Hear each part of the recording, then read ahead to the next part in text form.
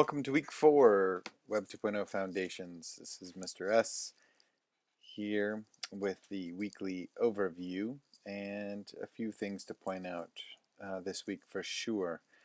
I hope your break was restful and you are ready to engage in a very full week within the course and lab structure focused on interests to topics, topics to questions in your student-directed projects. And so a reminder, we are reading Booth for all Cohort M. This is a very important book slash PDF to be reading. And for the rest, you should be paying very, very close attention to the SDP syllabus and, of course, the general outlines of this week. So the big picture here, I will be away most of the week. I will be in Monday and Tuesday. That is one course per class meeting. And so the rest of the week you're going to be engaged in a very personal research experience, and we will go over that in the first 2 days. So what I want to get across in this overview video is a little bit about the general seminars for this week and the assignments, because in the assignments of last week, blog 3 could have just been the way that the week was shaped or otherwise, but some of the writing was a little bit light, and the way people were using sources were also light on whole. And so this week's one of the seminars for this week is going to be writing with sources. And I never want to assume that people have written with sources in the past, and so we're going to take a close look at writing with sources this week. And then we're also going to do a collaborative activity on moving from interests to topics, which is a very important piece for your project, and it will guide the rest of your week. You've got chapter 4 in Booth to read this week. Make sure that that gets done, and there's academic notes, of course, on all reading that you do in the course. And then I would encourage you to review the syllabus again and make sure that you know the trajectory with which you're going. I've seen some good blog posts already with that outlined, but I want to make sure everybody's on the same page with what is happening with the student-directed project to this point. You'll notice that the step 1 assignment is the blog post 4 for this week. So it's a very important blog post. The prompts for that post are in this new document, Research and Notes Assignments. And so when you click on that, you're going to get to a document that looks much like this. Okay, and you can choose to move through this document and have some review about defining research, look at a little bit about what I would have taken as the general pieces of notes, so just the things I was looking for in your posts. I think that it is a good place to look at if you're going to do a little rewrite, or if I've asked you to do a rewrite. Look through these general pieces and make sure you have those covered in your posts and rewrites. So for week 4, we've got interest to topics, of course, and the second assignment, which is your blog post 4. This is, like I said, a pretty important post. It has a multi-question prompt, and it should be a little bit longer than the post that I was seeing in week 3. And I want you to review both the iLab blogging assignment, but then also just really dig into these prompts and think about them. So the prompts for this week's blog are: what is your interest? And then what is the subject area? What is your narrowed topic? And why is it plausible? Those are the 2 main prompts. And then within those, I need you to be very, very specific. And so I give an example here that was based on one of the student projects that I know is somewhere in the mix. Whether it follows this course or not is I'm not sure, but you know, I just relate quickly that my interest is in bioethics, or is in the bioethics of bionic limbs. and then you would have more there. The subject area is the future of prosthetics, okay?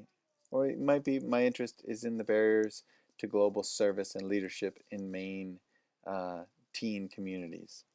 The subject area might be sociology, anthropology, and then even civics.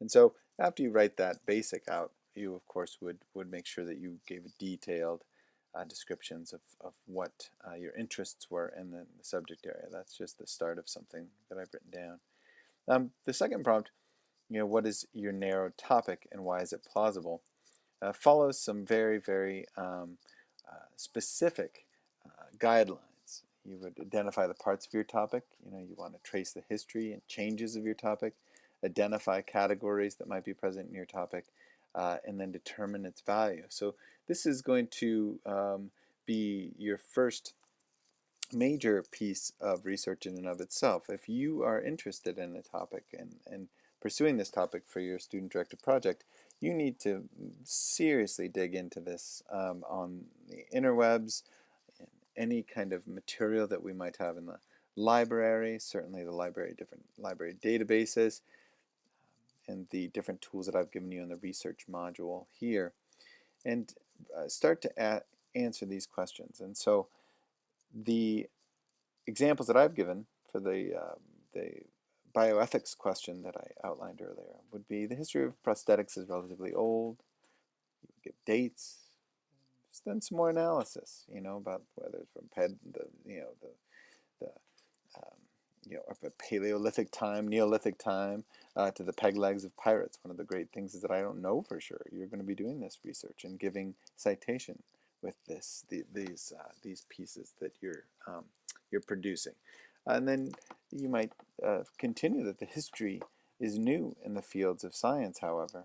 Blank, blank, blank, keep going, right? Starting in a certain date that you found, a scientist named somebody, created something, and of course you would explain that in paragraph form. And my interests are with bionics, a field of prosthetic and the bioethics of creating machine-human hybrids. So if that was something that you were interested in, that would show the history of changes. Obviously those again need to be in paragraph form and filled out. So an extensive post here. And then if you're looking at the multifaceted categories, you're gonna answer the what will you need to do, what will you need to look in, what will you need to understand and research in general, just from what you've started to find. And so to understand the topic, I'll need to research the history, science, mathematics, humanities, and social science of prosthetics. And then, of course, for each of those, you might go into a small amount of detail to explain those to your readers a little better. And then the last one right now is just about the value. Why do this? You'll want to explain something like the bioethics of bionics and new prosthesis is valuable because as humans we are at a turning point where superhumans may be able to emerge and transform the human race through, or the human species I should have there, through blank, blank, blank, blank, blank. So you are again you're letting everyone know why your research is important. And the only way that you're going to know that with authority is if you've actually done a good deal of research this week to try to answer these questions. So make sure that you're looking at this project notes and assignments PDF that I've linked there, and that will give you again the prompt for this week. So we'll go back to week 4 here. And as we move down, I'm still asking you this week to do some social and collaborative bookmarking.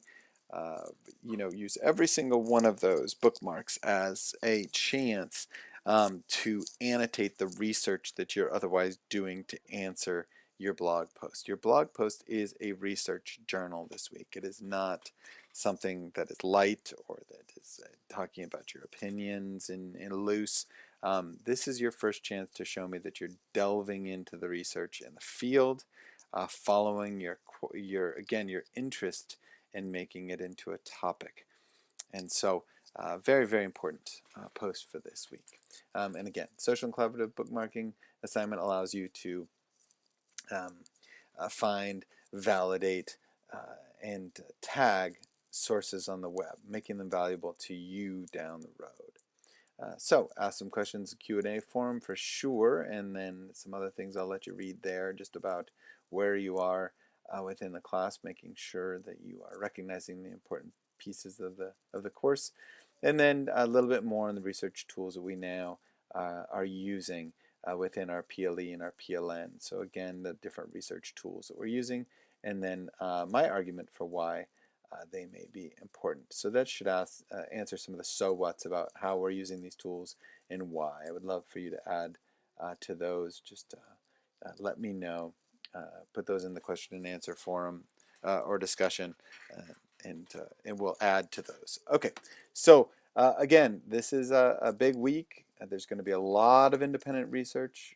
There's going to be a serious weight put on the blog post that is due on Friday. So you'll need every second of each of our courses on Wednesday, Thursday, and Friday, along with the Monday and Tuesday labs that you'll have with me to really accomplish what you need to this week. Make sure you're asking questions. See me before lab, during learning lab, or during lunch. You can come right in and we'll sit down and clarify anything that we might still be confusing you.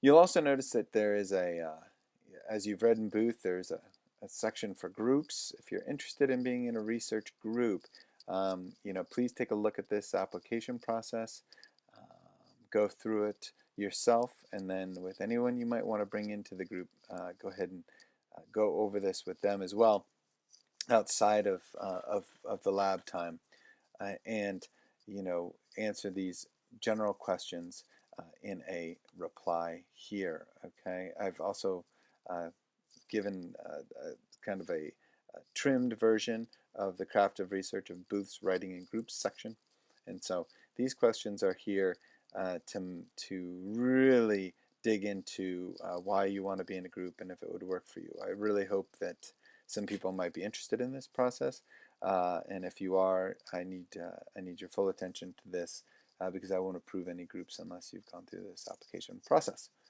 So that's where we are for this week, and I look forward to seeing you in lab on Monday and Tuesday. The rest of the week you'll be spending time really researching your interests, placing them into topics, and then starting to hone them into a research-ready pre-proposals, which is the very first piece of this long process that we're getting into. So look forward to seeing you this week.